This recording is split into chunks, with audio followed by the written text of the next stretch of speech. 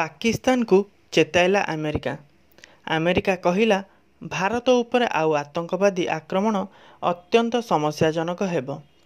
तेबे जदि एभली वीडियो सबुबले देखा चाहते चैनल को सब्सक्राइब करनियंतु एवं पाखरे थिबा घंटी आइकन को दबाई दियंतु।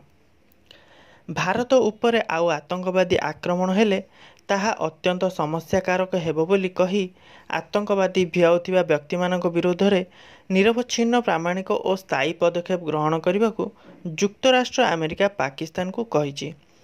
बुधवार दिन व्हाइट हाउस ठारे जड़े वरिष्ठ प्रशासनिक कर्मचारी कहते संपृक्त अंचल रे उत्तेजना न बढ़िबा लगी आतंकवादी संगठन गुड़ी विशेषकर जैश ए मोहम्मद और लश्कर ए तवा दमन करने को पाकिस्तान कठोर और निरवच्छिन्न पदक्षेप ग्रहण करुथिबा कथा आमे देखिबाकू चाहूँ।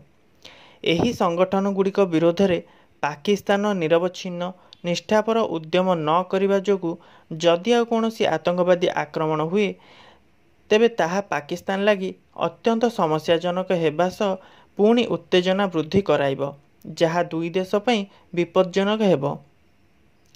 भारतीय लढ़ुआ विमान द्वारा बालाकोट रे करा जायथिबा विमान आक्रमण विरोध में पाकिस्तान की पदक्षेप निया जाउछि बोली पचरा जिबारु अधिकारी जनक कहिले आतंकवादी विरोध में स्थायी और निरवच्छिन्न पदक्षेप देखा चाहे युक्तराष्ट्र अमेरिका एवं अंतर्जातीय समुदाय। एबे संपूर्ण मूल्यांकन हेबार समय आसी नाही।